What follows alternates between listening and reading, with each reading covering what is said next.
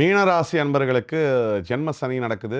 ஊர் உலகத்துக்கே தெரியும். பிரச்சனைக்குரிய ராசியா தற்சமயம் இருக்கக்கூடியது மீனராசி தான். மீனராசிக்கு பொதுவாவே ஆசைகள் ரொம்ப அதிகம். இந்த மீனராசிக்கு இப்ப சனி வேற ராசிய பிடிச்சுட்டாரு.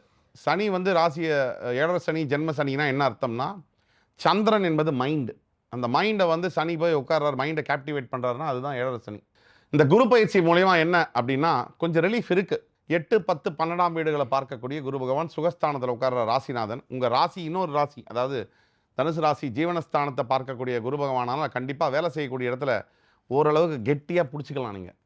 ஆனால் என்னென்ன பிரச்சனைகள் வரும் அப்படின்னா, இப்போ சனி பயிற்சியெல்லாம் ஆயிருக்கு. இப்போ குரு பயிற்சி வந்து ஆகப்போகுது. இந்த தாக்குதல்லேருந்து வரக்கூடிய ரிலீஃப் ஆனது மே 14க்கு பிறகு உங்களுக்கு நடக்கும். அதாவது ஓரளவுக்கு 8ல் வந்து குரு பார்க்கக்கூடிய பார்வை வர்றதுனால 5ஆம் பார்வையாக ஒரு அதிர்ஷ்டம், சின்ன சின்ன விஷயங்கள் அப்படி இப்படி சக்ஸஸ்ஃபுல்லாக வர்றது. அதே மாதிரி 12ஆம் வீட்டை பார்க்கறதுனால ஊரே தீப்பற்றிக்கிட்டு எரிஞ்சா என்னையா, எனக்குள்ளே சுற்றி 11 500 விஷயம் இருந்தாலும் நான் நிம்மதியாக தூங்குவேன் அப்படிங்கிற மாதிரியான விஷயங்கள்லாம் இருக்கும். ஏன்னா டயர்ட் ஆயிடுவாங்க.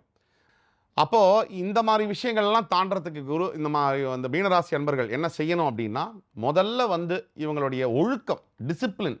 ஏன்னா டிசிப்ளினுக்கும் நம்ம நடந்துக்கிற விதத்துக்கும் கிரகத்துடைய பலன்களுக்கும் நேரடி தொடர்பு உண்டு. திருச்செந்தூரில் இருக்கக்கூடிய சிவசுப்பிரமணிய சுவாமியை வேண்டி வரும்பொழுது மீனராசி அன்பர்களுக்கு இந்த 7.5 சனி பாதிப்பிலேருந்து இந்த குரு பயிற்சியோட நல்ல பலன்கள் இன்னும் நிறையா கிடைக்கும்.